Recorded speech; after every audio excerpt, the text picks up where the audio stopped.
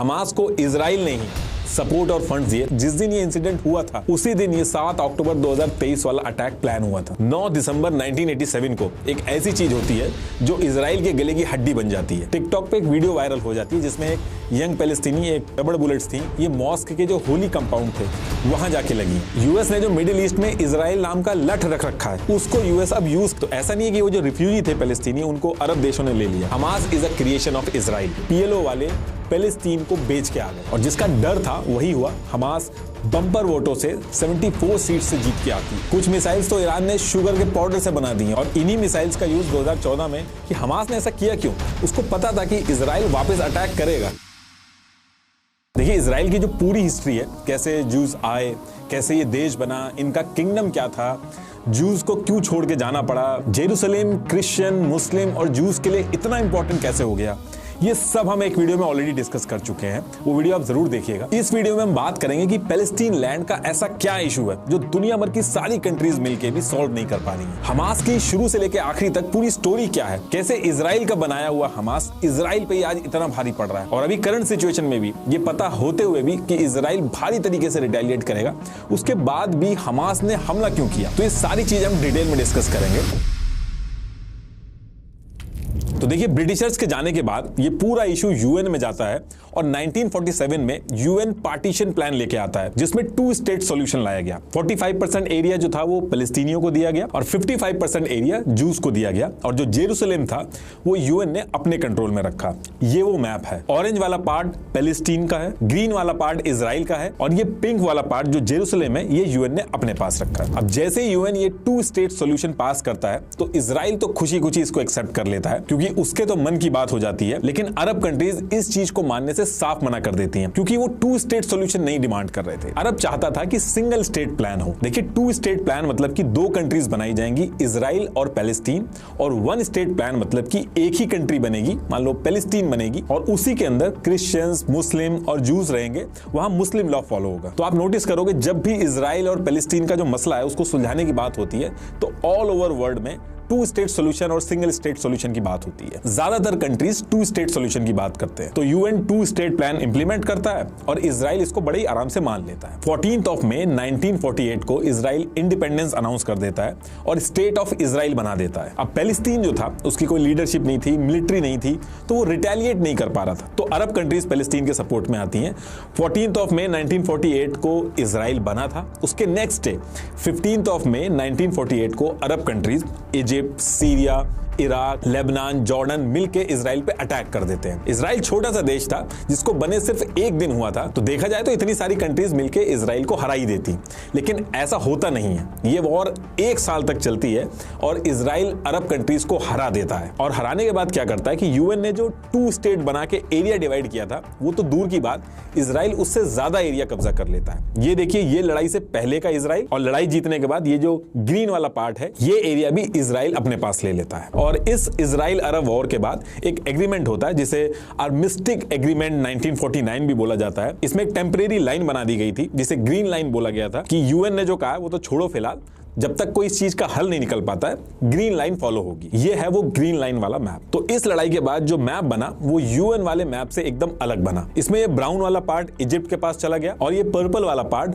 Jordan के पास गया और इस जॉर्डन वाले पार्ट को वेस्ट बैंक बोला गया क्योंकि ये जॉर्डन रिवर के वेस्ट में था, बाकी सब इजराइल के पास चला गया। देखिए इजराइल पैलेस्टीन की वॉर काफी पुरानी है और ये आज तक चलती आ रही है, इसलिए इसको कर्स्ड वॉर भी बोला जाता है। कुछ टाइम पहले मैंने एक ऑडियो बुक सुनी थी, Israel versus Palestine the cursed war. उससे मुझे इस वॉर के बारे में काफी कॉन्टेक्स्ट मिला था और तभी से मेरा इसमें काफी इंटरेस्ट डेवलप हुआ। इस ऑडियो बुक में जूस, हॉलोकॉस्ट से लेके क्रिएशन ऑफ इजराइल टाइम्स के भी इशू मेंशन किए गए हैं जिसका असर आज की सिचुएशन तक पड़ते आ रहा है। नॉर्मली इतनी डिटेल मिलना मुश्किल होती है बट ये काफी डिटेल्ड है और मुझे काफी इंटरेस्टिंग भी लगी। इस ऑडियो बुक की रेटिंग 4.3 स्टार है और काफी लोगों ने इसको पसंद किया है। ये ऑडियो बुक कुकू एफएम पे अवेलेबल है, आप इसको जरूर सुनिएगा। आई एम श्योर इससे आपकी समझ इस टॉपिक पे और बढ़ेगी। कुकू एफएम इंडिया का लीडिंग ऑडियो शो प्लेटफॉर्म है जहां 2.5 मिलियन से ज्यादा पेड सब्सक्राइबर हैं। आप मेरी Israel and Palestine conflicts video जरूर देखना और कुकू एफएम पे सुने एक और historical audio book Mossad the greatest mission of Israel secret service. आप मेरा कूपन कोड NR50 यूज कर सकते हैं for 50% of on first month subscription in just ₹49। Enjoy 10,000 audio show, link is in the description and pin comment. तो topic पे वापस आते हैं। अब जब ये सारी चीजें हुई तो पैलेस्टीन के लिए तो कोई जगह बची ही नहीं और एक तरह से पैलेस्टीन जो देश था वो पूरी तरीके से खत्म ही हो गया। और जब देश ही नहीं बचा तो ये जो 7 लाख पैलेस्टीनी थे ये रिफ्यूजी बन जाते हैं। इस दिन को पैलेस्टीनी आज की डेट तक भूले नहीं है। इस दिन को ये लोग नकबा डे कहते हैं। इसमें एक चीज और ऐड कर देता हूं कि अरब तो लड़ रहे थे पैलेस्टीनियों के लिए, लेकिन जब पैलेस्टीनी रिफ्यूजी बन गए तो ऐसा नहीं है कि वो जो रिफ्यूजी थे पैलेस्टीनी उनको अरब देशों ने ले लिया। तीनों कंट्रीज में से किसी भी कंट्री ने रिफ्यूजी को अपना सिटीजन बनाने का ऑफर तक नहीं दिया। इनफैक्ट उस टाइम पे इन कंट्रीज ने सिटीजनशिप के जो लॉ थे वो और स्ट्रिक्ट कर दिए थे। अच्छा, साइड से यूएन इजराइल पे कॉन्टिन्यूअसली प्रेशर बना रहा था कि ये जो 2 स्टेट सॉल्यूशन हमने निकाला था उसको फॉलो करो आप। इसके जवाब में इजराइल ने कहा कि हमें सिक्योरिटी का थ्रेट है, ये जो जॉर्डन और इजिप्ट के पास जो ऑक्यूपाइड एरिया है ये पैलेस्टीनियों को आप दे दो। लेकिन जॉर्डन और इजिप्ट ने कहा कि ऐसा करने से इजराइल फिर से हमारी पोजीशन खराब कर देगा और फिर से अटैक वगैरह कर देगा, इसलिए जब पूरा इजराइल हमें मिल जाएगा तो एक साथ पैलेस्टीनियों को बसाया जाएगा, तब तक ये हमारे अंडर में रहेगा। इस लड़ाई के कुछ साल बाद पैलेस्टीनियों को भी लगा कि हमारा खुद का भी कुछ होना चाहिए, तो 1964 में पैलेस्टीन ने PLO, पैलेस्टीन लिबरेशन ऑर्गेनाइजेशन बनाई, जिसका मेन एम था इजराइल से जमीन को वापस लेना। लेकिन शुरू में जब PLO बनी थी तो ये उतनी ज्यादा इंपैक्टफुल नहीं थी। अब इसके 3 साल बाद 1967 में फिर से अरब कंट्रीज इजराइल पे अटैक करती हैं। एग्जैक्टली 5 जून 1967 को ये वॉर स्टार्ट होती है और 10 जून 1967 को खत्म हो जाती है, इसलिए इसको 6 डे वॉर भी कहा जाता है। इसमें इजराइल इन 3 कंट्रीज इजिप्ट, जॉर्डन और सीरिया को फिर से हरा देती है। इस वॉर में इजराइल पहले इजिप्ट से गाजा स्ट्रिप लेती है, उसके बाद ये जॉर्डन की तरफ जाते हैं, उनसे वेस्ट बैंक ले लेती है और वहां पे भी ये रुकते नहीं है। इसके बाद ये सीरिया की तरफ जाते हैं और वहां गोलन हाइट जो है उसको ले लेते हैं और साथ में जेरूसलेम को भी अपने कंट्रोल में ले लेते हैं। अगर आपने हमारी पुरानी वीडियो देखी होगी तो आपको पता होगा कि जूस के लिए जेरूसलेम कितना इंपॉर्टेंट है। इस लड़ाई के बाद जूस ने यह कहा कि ये 18 साल बाद अपने किंगडम को वापस ले लिया। ये लोग अपने कैलेंडर के हिसाब से जिस दिन ये चीज हुई, इस दिन के बाद से इन्होंने अपने कैलेंडर के हिसाब से इस दिन को जेरूसलेम डे के नाम से बनाया। तो देखिए, ये जब लड़ाई खत्म होती है तो इस लड़ाई में इजराइल के पास 100% एरिया आ जाता है। अब देखिए, 100% एरिया तो मिला इनको, लेकिन उस एरिया के साथ साथ इनको 2 मिलियन पैलेस्टीनीज जो थे वो भी मिले। और इसमें सबसे बड़ा क्वेश्चन ये था कि जो पैलेस्टीन है वो तो देश बचा ही नहीं था, तो ये जो पैलेस्टीनी है, जो 2 मिलियन पैलेस्टीनी है, ये किस कंट्री के सिटीजन बनेंगे? अब ये 2 मिलियन पैलेस्टीनी थे, इनको इजराइल सिटीजनशिप भी नहीं देना चाहता था इजराइल की, क्योंकि अगर वो ऐसा करता तो पैलेस्टीनियों को राइट टू वोट मिलता और फिर ये इलेक्शन में वोटिंग करते, अपने लीडर को जितवा सकते थे। तो ये सारी चीजें वो चाहते नहीं थे। ओवरऑल पॉपुलेशन से भी कंसिडर किया जाता तो पैलेस्टीनियों का जो नंबर था वो ज्यादा हो जाता, तो इनके हाथ में पावर आ सकती थी। इजराइल की पूरी मेहनत खराब हो जाती, इसलिए वो ये नहीं करना चाहते थे।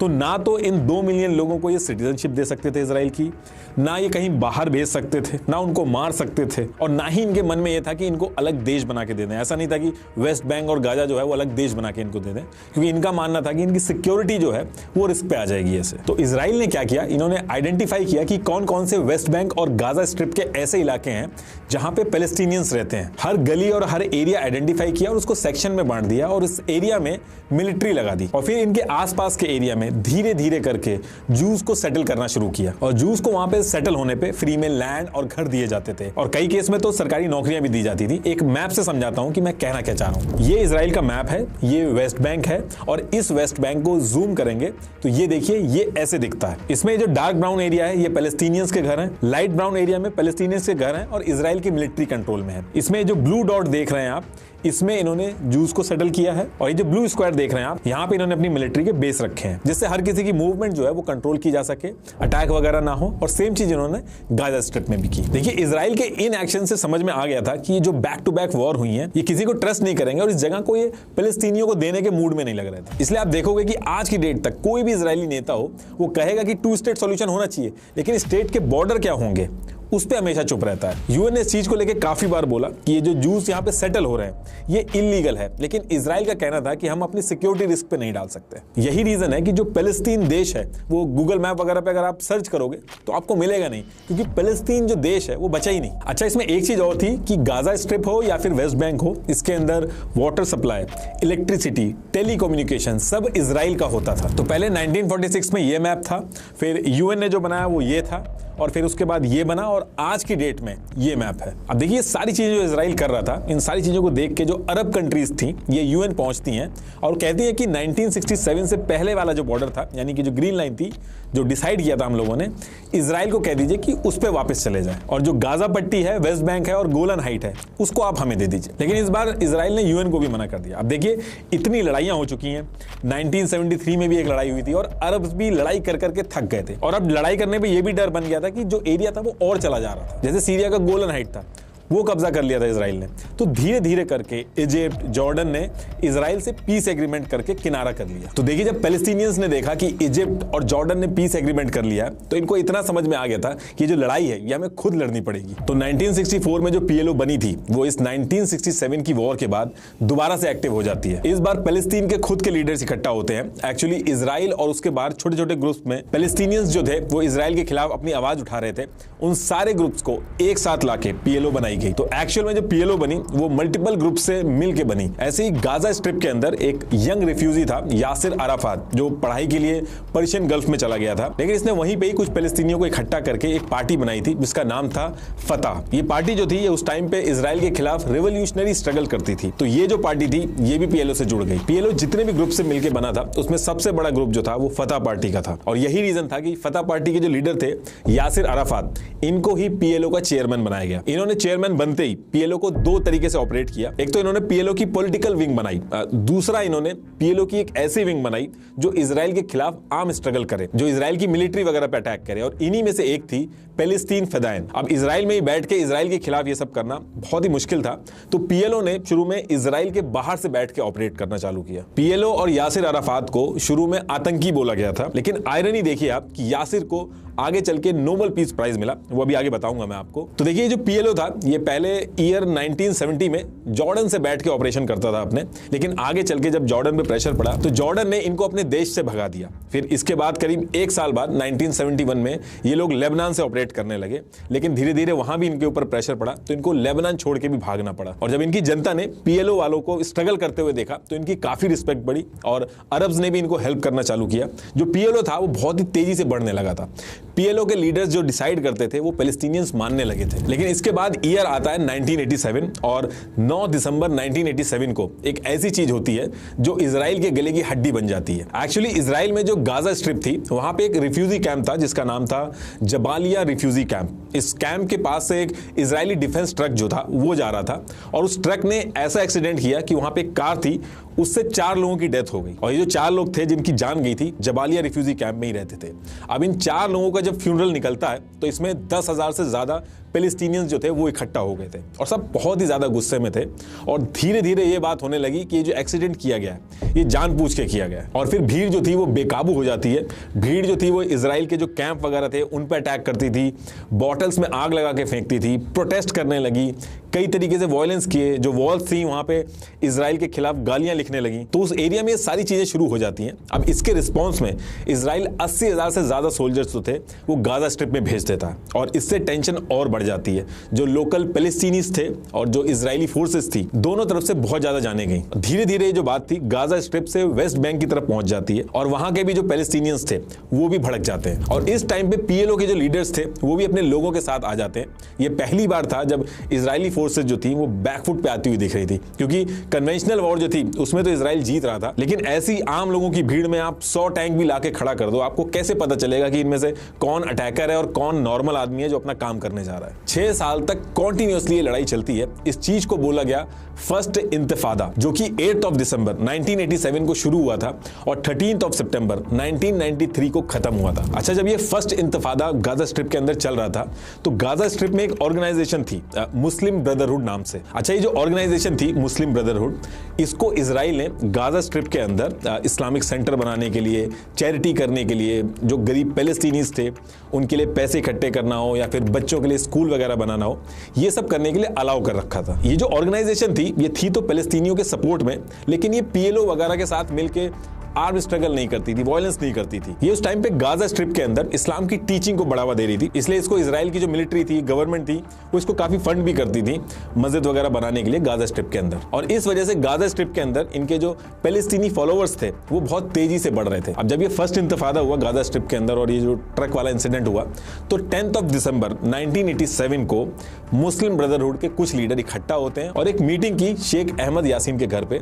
शेख अहमद यासीन मुस्लिम ब्रदरहुड जो ऑर्गेनाइजेशन थी उसके हेड थे। तो इस मीटिंग में इनके लीडर्स ने कहा कि पूरे गाजा में प्रोटेस्ट हो रहे हैं, लोग गुस्से में, अगर हम इनको सपोर्ट नहीं करेंगे तो गलत मैसेज जाएगा, हमारे फॉलोवर्स भी नाराज हो सकते हैं हमसे, उनका सपोर्ट हमारी ऑर्गेनाइजेशन से कम हो जाएगा। अब मुस्लिम ब्रदरहुड के लीडर शेख अहमद यासीन इन सब में इन्वॉल्व नहीं होना चाहते थे। उनका कहना था कि किसी भी तरीके के वायलेंस में हमें इन्वॉल्व नहीं होना है, उससे कोई फायदा नहीं है और ये टाइम सही नहीं है। लेकिन इनकी लीडरशिप ने एक काम किया कि सेम ईयर 1987 में मुस्लिम ब्रदरहुड की अलग से एक नई विंग बनाई जिसका नाम रखा हरकत अल मुकवामा अल इस्लामिया, जिसको शॉर्ट में बोला गया हमास। अब जब ये हमास बनी तो इसके कुछ दिन बाद ही इसमें एक पैलेस्टीनी रेफ्यूजी जुड़ा जिसका नाम था मोहम्मद डेफ, जो आज की डेट में दुनिया का मोस्ट वांटेड टेररिस्ट है। और ये जो 7 अक्टूबर को अभी ये जो अटैक हुआ है, ये पूरा हमला इसी ने प्लान किया था, वो अभी आगे बताऊंगा मैं आपको। तो ये जब हमास बना, इसने प्रोटेस्ट वगैरह स्टार्ट किए। पीएलओ इस टाइम पे इजराइल के लिए एक बहुत बड़ा टेंशन था और वहीं दूसरी तरफ ये जो मुस्लिम ब्रदर ऑर्गेनाइजेशन थी, इसके फॉलोअर्स काफी बढ़ रहे थे। तो इजराइल ने पीएलओ को वीक करने के लिए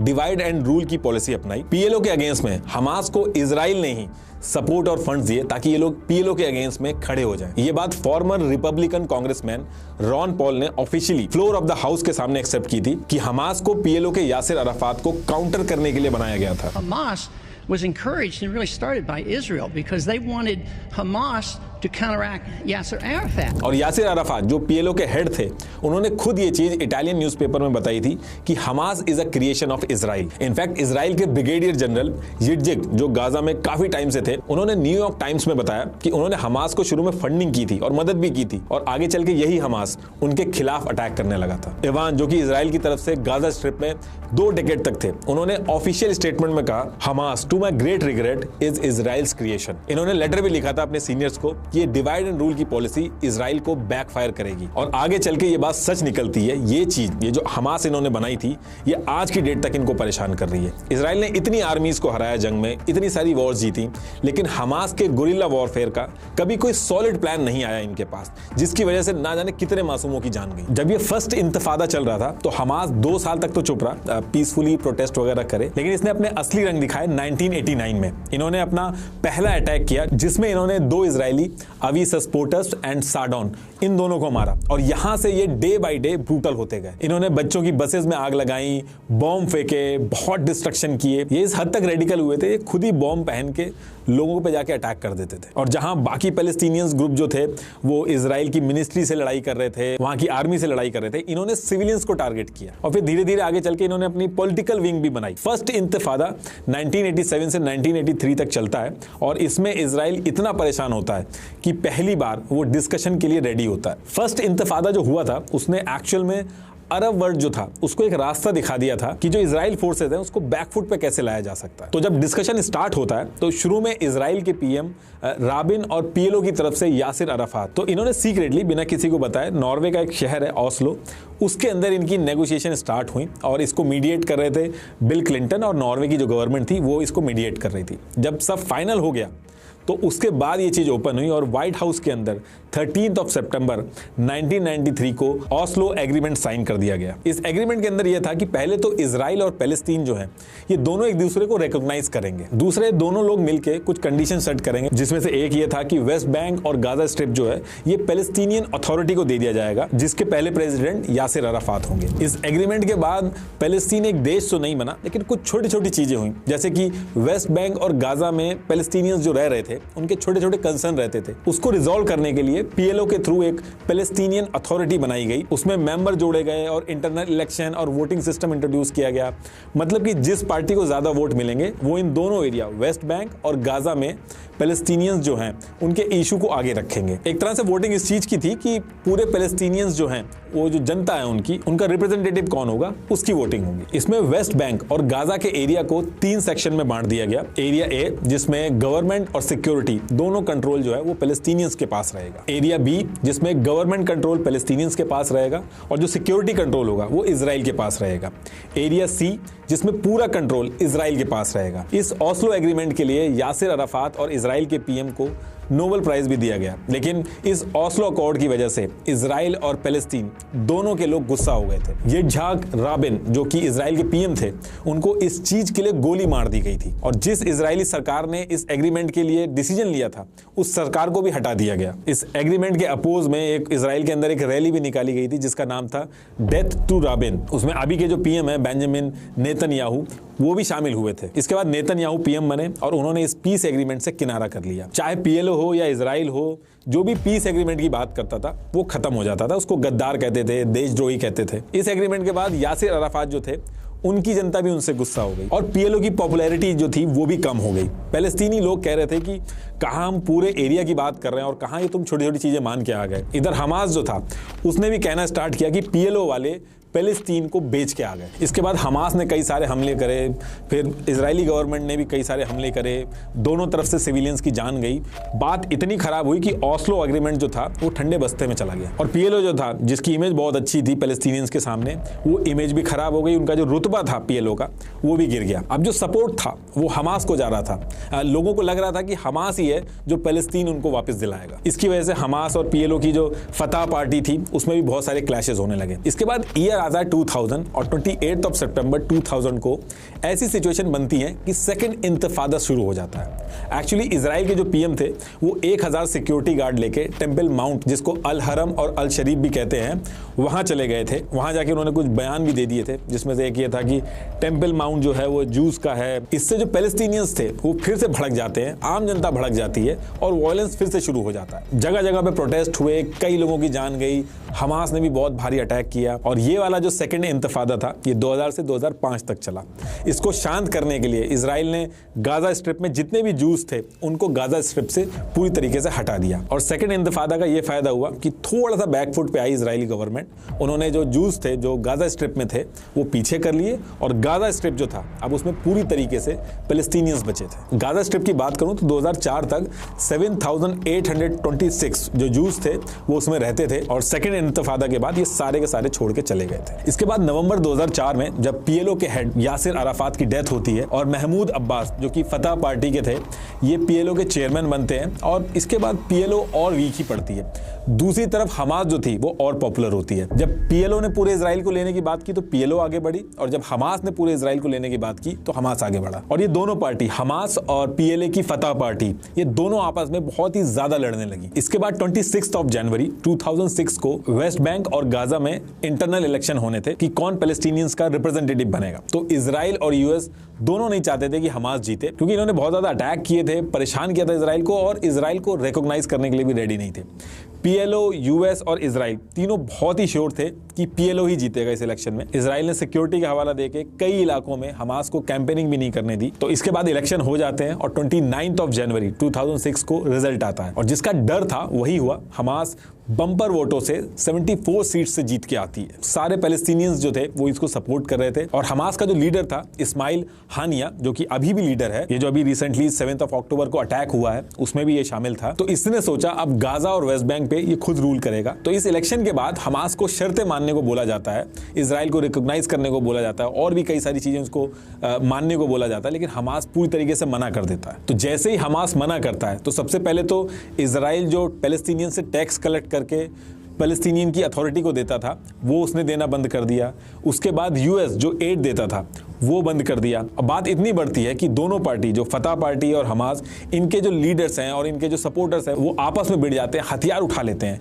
कई दिनों तक लड़ाई चलती है। इस लड़ाई को बैटल ऑफ गाजा बोला गया था, ये 2007 में हुई थी। इस लड़ाई के बाद जो वेस्ट बैंक वाला जो एरिया था वहां से फतह पार्टी ने हमास को भगा दिया था और फतह पार्टी रूल करने लगी थी और गाजा स्ट्रिप से हमास ने फतह पार्टी को भगा दिया था और हमास खुद पूरी तरीके से गाजा स्ट्रिप पे रूल करने लगी थी। और तब से लेके आज तक कोई इलेक्शन नहीं हुए, यही दोनों पार्टी, वेस्ट बैंक और गाजा। वेस्ट बैंक पे फतह पार्टी और गाजा पे हमास, ये दोनों रूल कर रहे हैं। पीएलओ की जो फतह पार्टी है वो फिर भी पीस वगैरह की बात करती है, कुछ सोल्यूशन निकालने की बात करती है, लेकिन हमास पार्टी जो है वो इजराइल को खत्म करने की बात करती है। और हमास जो है वो बहुत ही ज्यादा पॉपुलर अभी भी है, ऐसा नहीं कि बहुत पहले की बात है, अभी भी ये बहुत फेमस है। अभी 2021 में Palestinian centre for policy and survey research ने सर्वे किया था एक वेस्ट बैंक और गाजा स्ट्रिप में। इसमें 1200 लोगों का सैंपल लिया था, जिसमें से 53% पैलेस्टीनियंस ने हमास को सपोर्ट किया था। अब होता क्या कि ये सारी चीजें होने के बाद जो पीस प्रोसेस है पहले दो पार्टियों में चल रहा था, इजराइल और पीएलओ के बीच में, अब इसमें तीसरी पार्टी आ गई थी, हमास।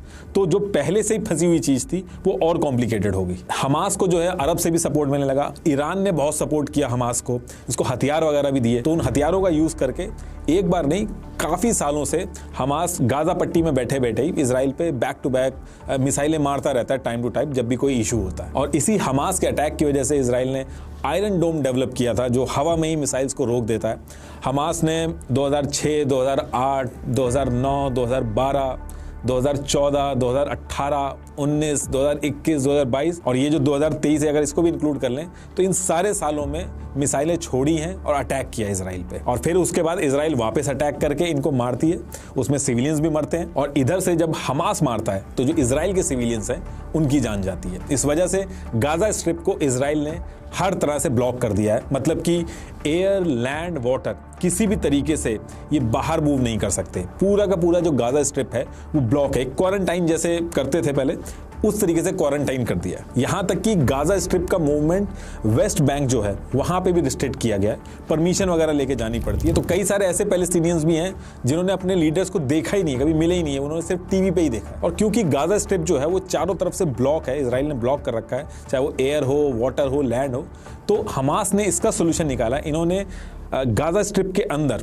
अंडरग्राउंड टनल्स बना दिए हैं जहां से इजिप्ट वगैरह में निकलते हैं और फिर वहां से अपनी मूवमेंट करते हैं, हथियार वगैरह लेते हैं। ज्यादातर केसेस में हमास ईरान से ही हथियार लेता है, क्योंकि एक्सपर्ट्स का कहना है कि ईरान के जो इंजीनियर्स हैं वो एकदम लो कॉस्ट पे मिसाइल बनाते हैं। और क्योंकि यूएस ने ईरान पे ऑलरेडी बैन लगाया हुआ है, तो ये मिसाइल्स के जो कॉम्पोनेंट होते हैं ये लोग स्मगल करके मंगाते हैं। और इनकी मिसाइल जो होती हैं उसके कॉम्पोनेंट चीप होते हैं, तो बहुत सस्ते में बन जाती हैं। कुछ मिसाइल्स तो ईरान ने शुगर के पाउडर से बना दी हैं, और इन्हीं मिसाइल्स का यूज 2014 में हमास ने किया था इजराइल के खिलाफ। कुछ ही मिलियंस लगा के हजारों की तादाद में लोग मिसाइल छोड़ देते हैं इजराइल पे, और उन्हीं मिसाइल्स को इंटरसेप्ट करने के लिए, जो आयरन डोम से इंटरसेप्ट होती है, उसके लिए कई गुना ज्यादा पैसा इजराइल को खर्च करना पड़ता है। गाजा स्ट्रिप जो है वो चारों तरफ से वैसे तो ब्लॉक है, लेकिन ईरान के जो रिवोल्यूशनरी गार्ड है वो इनको हथियार पहुंचाने के लिए अलग अलग तरीके यूज करते हैं। जो शॉर्ट और मीडियम रेंज मिसाइल्स होती हैं उनको तो ये सूडान और इजिप्ट के जरिए पहुंचा देते हैं, या फिर सी के थ्रू ये लोग पहुंचाते हैं। और कई बार ऐसी भी न्यूज आई है कि जो बड़ी मिसाइल्स होती हैं उनको ये स्विस कैनाल के अंदर डंप कर देते हैं और कोऑर्डिनेट शेयर कर देते हैं हमास के साथ, और फिर वहां से हमास इन मिसाइल्स को ले लेता है। तो अरब कंट्रीज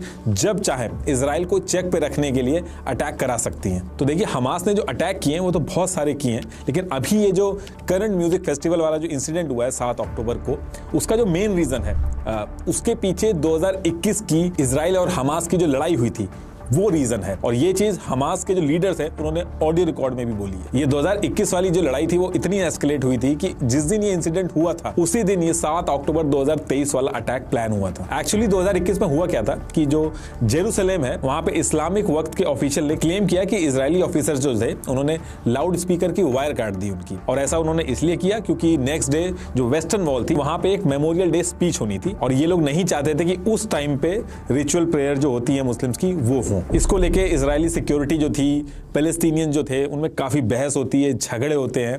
लेकिन 15 अप्रैल 2021 को टिकटॉक पे एक वीडियो वायरल हो जाती है जिसमें एक यंग पैलेस्टीनी एक जूस को जो है वो थप्पड़ मार रही होती है।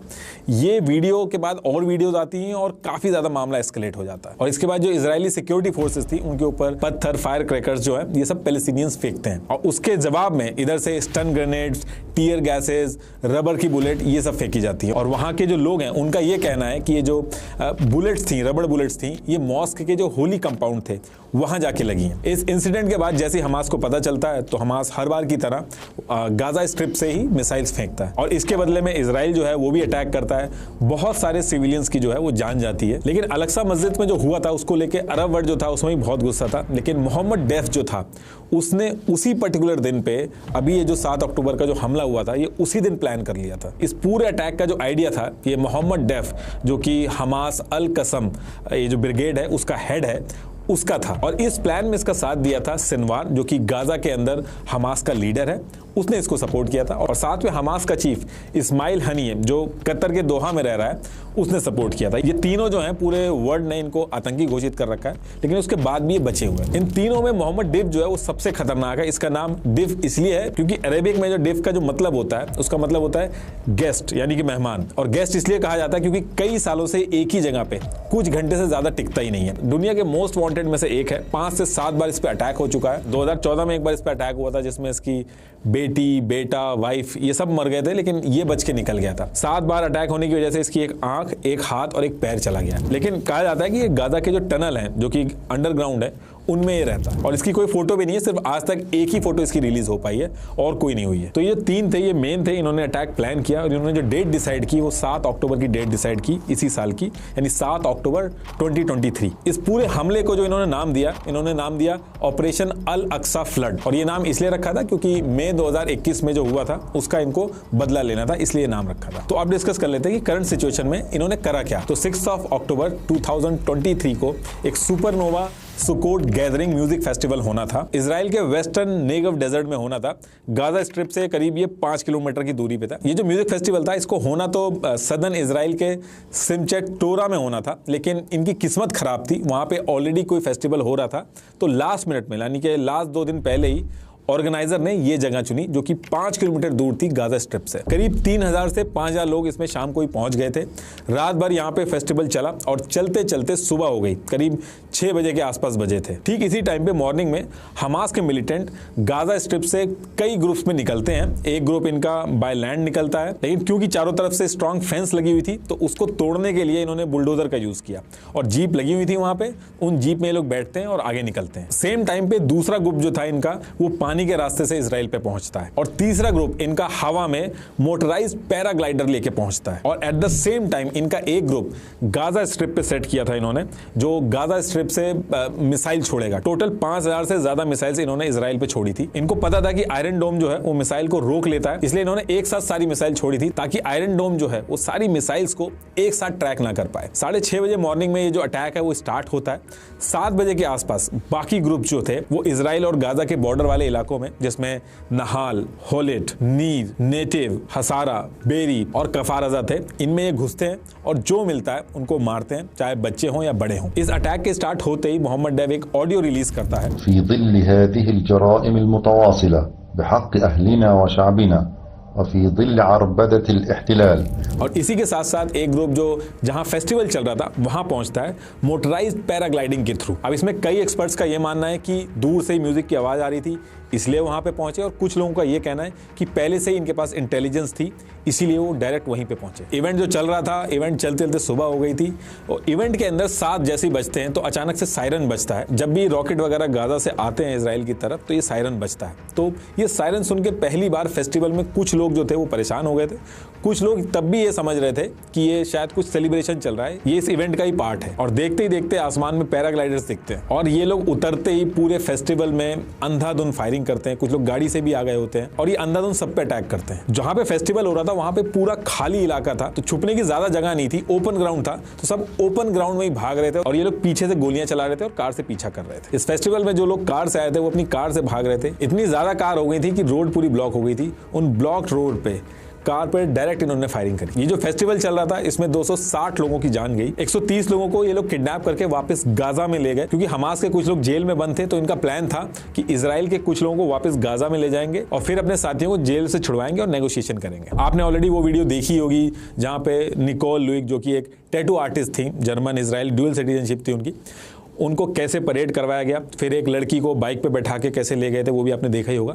इवेंट का जो ऑर्गेनाइजर था उसको मार दिया गया, जो को ऑर्गेनाइजर था वो अभी भी गायब है। अब इसके बाद 8:34 पे इजराइल जो था वो हमास के अगेंस्ट में काउंटर अटैक स्टार्ट कर देता है और करीब 2 घंटे बाद 10:47 पे इजराइल की एयर फोर्सेस गाजा पे जो है वो अटैक शुरू कर देती हैं। करीब 1200 से ज्यादा मिसाइल जो है वो गाजा पे फेंकी जाती हैं। फिर थोड़ी देर बाद ही 11:35 पे इजराइल के पीएम जो थे वो ट्विटर पे पोस्ट कर देते हैं कि ये अब वॉर शुरू हो गई है। और इसके 1 घंटे बाद ही इजरायली फोर्सेस जिन जिन एरिया में हमास के जो आतंकवादी थे वो घुसे थे उनको निकाल के बाहर करती हैं। इसके 2 दिन बाद 9 अक्टूबर 2023 को लेबनान के बॉर्डर की तरफ से जो हिजबुल्लाह था उसने भी अटैक कर दिया था। 10 अक्टूबर को जो सीरिया का गोलान हाइट था वहां से भी स्ट्राइक हो गई थी। हर तरफ से अटैक शुरू हो चुके थे। 9 अक्टूबर को इजराइल ने गाजा स्ट्रिप को चारों तरफ से ब्लॉक करके गाजा का वाटर, इलेक्ट्रिसिटी, फूड सप्लाई सब कुछ ऑलरेडी रोक दिया था। इजराइल के एयर स्ट्राइक में 1000 से भी ज्यादा पैलेस्टीनी मारे गए। इसमें नॉर्मल सिविलियंस जो थे उनकी भी जान गई और 5000 से ज्यादा लोग घायल हुए। अभी तक टोटल इतनी कैजुअलिटी हुई है कि इसके बाद यूएस ने इजिप्ट से बात करके पैलेस्टीनियंस जो हैं उनके लिए रास्ता खोलने की बात की है और 2000 पैलेस्टीनियंस जो हैं वो गाजा छोड़ के बाहर निकल चुके हैं। इसके 3 दिन बाद यूएस ने अपना एयरक्राफ्ट इजराइल के सपोर्ट में भेज दिया और जिस दिन एयरक्राफ्ट आया था उसी सेम डे इजराइल ने सीरिया के जो एयरपोर्ट थे उनके ऊपर भी स्ट्राइक कर दी। तो हर तरफ से लड़ाई चल रही थी। इजराइल के एक्शन से लग रहा है कि वो इस बार गाजा को पूरी तरीके से कंट्रोल में ले लेगा और हमास को खत्म करेगा। अभी फिलहाल ये जो आप पूरा येलो एरिया देख रहे हो इसको खाली करा दिया गया है, लेकिन क्वेश्चन अभी भी है कि हमास ने ऐसा किया क्यों? उसको पता था कि इजराइल वापस अटैक करेगा और हमास ने 5000 मिसाइलें अरेंज कहां से की? इतनी लंबी प्लानिंग करी हमास ने और किसी को पता तक नहीं चला। ईरान का क्या रोल है? बहुत सारी थ्योरियां हैं जिसमें से एक थ्योरी मैं आपके सामने रखता हूं। देखिए ये ब्लू वाला जो है एक स्टैंडर्ड रूट है ट्रेड का। ये रूट यूएस के लिए बहुत इंपॉर्टेंट है क्योंकि इस रूट से ट्रेड होता है और पैसा बनता है। इधर इंडो पैसिफिक से यूरोप जाना हो तो कंट्रीज इसी रूट का यूज करती है और इसमें यूएस का फायदा होता है। और इसके काउंटर में रशिया ने इससे काफी छोटा रूट डेवलप कर दिया है जो इंडिया से स्टार्ट होकर ईरान से होते हुए यूरोप पहुंचता है, जिसको एनएसटीसी कहते हैं। अभी जो एनएसटीसी वाला रूट है ये छोटा भी है और इसमें पैसा भी कम लगेगा, टाइम भी कम लगेगा, तो इसकी रेलेवेंस ज्यादा है। और जो स्टैंडर्ड रूट था वो धीरे धीरे इररेलेवेंट होगा, इसकी ज्यादा इंपॉर्टेंस बढ़ेगी। ये जो रेड वाला जो है ये एनएसटीसी रूट है, इससे यूएस का पूरा गेम खराब होगा। तो यूएस ने इसके काउंटर में आईएमईसी इंट्रोड्यूस किया। ये भी इंडिया से ही शुरू होगा, सऊदी अरेबिया से होते हुए, इजराइल से होते हुए यूरोप पहुंचेगा। G20 में जब इसकी बात आगे बढ़ी तो ईरान ने इस चीज से परेशान होकर कई सारे स्टेटमेंट भी दिए थे कि मिडिल ईस्ट में ये जो रूट है ये सक्सेसफुल नहीं होगा, वहां ऑलरेडी बहुत ज्यादा टेंशन है। इस तरीके के स्टेटमेंट दिए थे। एक्चुअली सऊदी अरेबिया जो है वो इजराइल को रिकॉग्नाइज नहीं करता है, तो कई लोगों ने कहा कि ये सक्सेसफुल ही नहीं हो पाया। देखिए इजिप्ट ने इजराइल को रिकॉग्नाइज किया, जॉर्डन ने इजराइल को रिकॉग्नाइज किया, ये पूरा ग्रीन जो है इतनी कंट्रीज ने इजराइल को रिकॉग्नाइज किया। किसी कंट्री को रिकॉग्नाइज ना करने का मतलब होता है कि आप उस कंट्री से ट्रेड नहीं कर सकते, आपके जो सिटीजन हैं, जो आपके लोग हैं वो उस कंट्री जा नहीं सकते, क्योंकि रिकॉग्नाइज ना करने की वजह से जो पूरी कंट्री है उसकी एग्जिस्टेंस ही खत्म हो जाती है। अब अगर यूएस जो है वो सऊदी और इजराइल के बीच के रिलेशन सही नहीं करेगा तो ये जो पूरा रूट है ये फेल हो जाएगा। इसलिए इस टाइम पे यूएस जो है वो सऊदी के साथ नॉर्मलाइजेशन की एक डील कर रहा है। सऊदी ने डिफेंस वगैरह जो मांगा है यूएस ने सबके लिए हाँ करी है क्योंकि उसकी नीड है, और इधर से यूएस ने डिमांड करी है कि वो बस इजराइल को रिकॉग्नाइज कर ले। और हाल फिलहाल में इजराइल और सऊदी अरेबिया ने ये इंडिकेशन भी दिए, उनके स्टेटमेंट आप देखोगे तो इंडिकेशन भी दिए हैं, उससे लग रहा था कि सऊदी अरेबिया जो है वो इजराइल को रिकॉग्नाइज करने वाला है। और वैसे भी सऊदी अरेबिया से अगर रूट जाएगा, ट्रेड रूट जाएगा, तो सऊदी अरेबिया का भी फायदा होगा, इसलिए वो एग्री होता हुआ भी दिख रहा था। लेकिन आप कोइंसिडेंस देखिए कि G20 में सब बात आगे बढ़ती है